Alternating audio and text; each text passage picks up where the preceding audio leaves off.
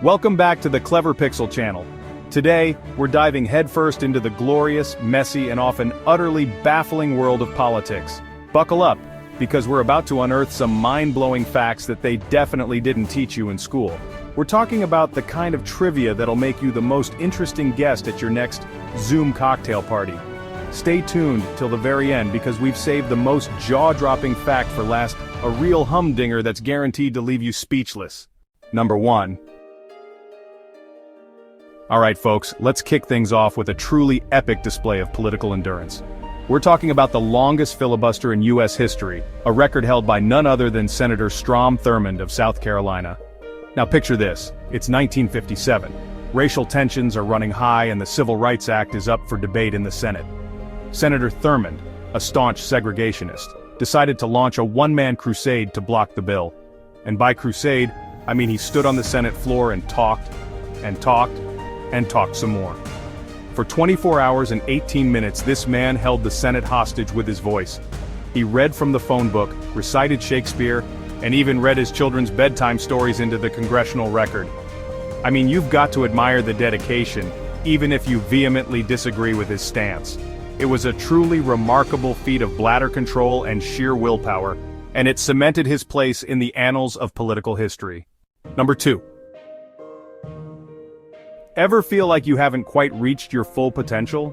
Well, buckle up, Buttercup, because this next fact is going to make you feel like you've been slacking off in the ambition department. Let's talk about Syra Blair, the youngest person ever elected to political office. At the ripe old age of 18, yes, you heard that right, 18, this young woman won a seat in the West Virginia House of Delegates. That's right, while most teenagers were worrying about prom dates and college applications, Syra was busy campaigning, debating policy, and winning elections. She even managed to do all this while juggling a full course load at college. Talk about a multitasker. Now I don't know about you, but at 18, the most responsibility I could handle was remembering to feed my Tamagotchi. Syra Blair, you are a shining example of what young people can achieve when they set their minds to it. Number 3. Alright folks, let's talk about breaking barriers and smashing those glass ceilings into a million pieces. Because today, we're celebrating the remarkable achievement of Sirimavo Bandaranaike, the world's first female prime minister. In 1960, this Sri Lankan trailblazer made history when she assumed leadership of her country, proving to the world that women were more than capable of holding the highest positions of power. Now, this wasn't just a symbolic victory. Sirimavo Bandaranaike wasn't just there to look pretty and make the tea. She was a force to be reckoned with, implementing bold policies, navigating complex international relations, and leading her country through a period of significant change. Her legacy continues to inspire women around the world to break down barriers and reach for their dreams. Number 4. Alright, let's talk about William Henry Harrison, a man who holds the rather dubious distinction of having the shortest presidency in United States history. You see, Harrison, a war hero and all-around tough guy, decided to give his inaugural address in the middle of a freezing Washington, D.C. winter. No coat, no hat, no problem, right? Well, it turns out that standing outside for hours in the cold and delivering a 2-hour speech might not be the best idea, even if you are a battle-hardened general. Harrison caught a nasty cold which quickly developed into pneumonia. And just 32 days into his presidency, he kicked the bucket. Now, some might say he went out with a bang, but let's be honest, it was more of a whimper. Still, Harrison's brief stint in the Oval Office serves as a cautionary tale. Always dress for the weather, especially when you're the leader of the free world. Number 5. Hold on to your hats, folks, because we're about to travel back to the year 1960, a time of Brill cream, Cold War paranoia, and the dawn of a new era in American politics.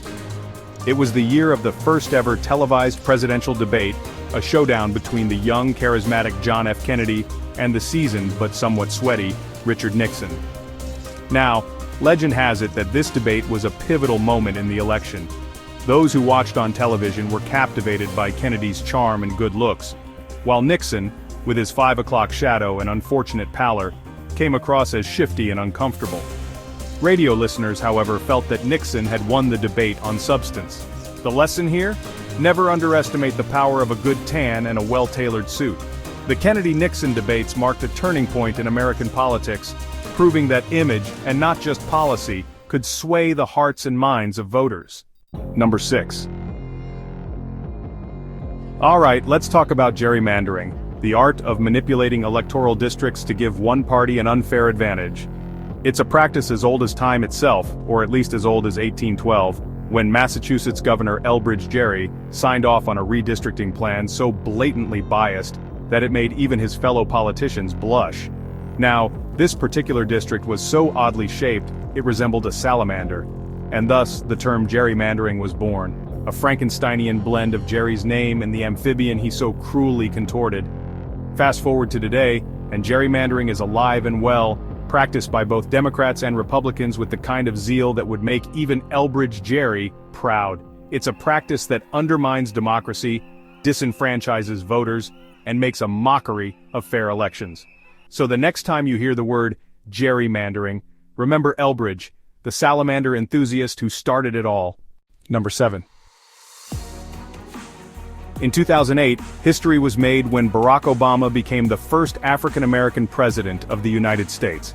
It was a watershed moment, a testament to how far we'd come as a nation, and a beacon of hope for the future. Obama's election was more than just a political victory. It was a cultural earthquake, shattering barriers and inspiring millions around the world.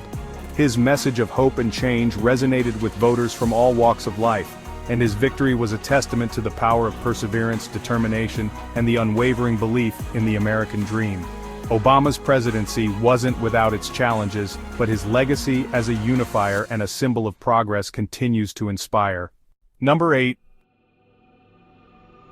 Now, let's rewind the clock back to 1868, a time of Reconstruction, political turmoil, and the first ever impeachment of a U.S. president. The unlucky soul in question was Andrew Johnson, a man who had the unfortunate luck of succeeding Abraham Lincoln in the aftermath of the Civil War. Johnson, a Democrat in a Republican-controlled Congress, clashed repeatedly with lawmakers over Reconstruction policies. His opponents saw him as an obstacle to progress, a relic of the Old South who was out of touch with the changing times. So they did what any self-respecting political body would do: they impeached him. Now, Johnson ultimately survived the Senate trial, clinging onto power by the skin of his teeth. But his impeachment serves as a reminder that political drama is nothing new, and that even the most powerful person in the land is not above the law. Number 9.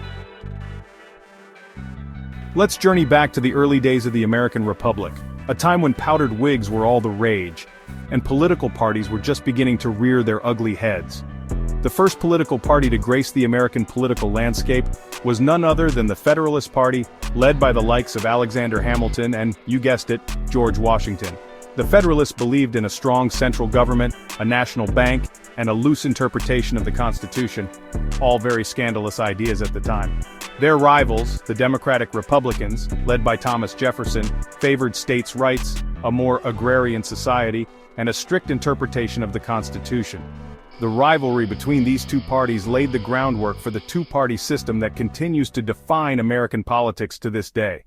Number 10. Alright folks, we've reached the moment you've all been waiting for, the grand finale, the piece de resistance of mind-blowing political trivia. Prepare to have your minds blown, because today, we're going to shatter your perception of American history. We're about to reveal a secret so shocking, so unbelievable that it might just make you question everything you thought you knew about the Founding Fathers. Are you ready for this? Can you handle the truth? Here it is. George Washington, the father of our nation, the man whose face adorns our dollar bill, the very symbol of American leadership, never belonged to a political party. I know, right? Mind blown. It seems unfathomable that in today's hyper-partisan world, the very foundation of our political system was built by a man who transcended party lines. Washington believed that political parties were divisive and harmful to the young republic, and he warned against their influence in his farewell address. And yet here we are, over 2 centuries later, more divided than ever. Perhaps it's time we heeded Washington's warning and remembered that we're all Americans, regardless of our political affiliations. Well folks, there you have it, 10 mind-blowing political facts that probably weren't on your radar. From epic filibusters to the shortest presidency ever, we've journeyed through the annals of political history, unearthing trivia that's as entertaining as it is enlightening. Remember folks, knowledge is power. And with these fascinating tidbits of political trivia, you'll be the most interesting guest at any virtual gathering. Thanks for watching. If you enjoyed these mind-blowing political facts, don't forget to like, share, and subscribe for more amazing content. And let us know in the comments which facts surprised you the most.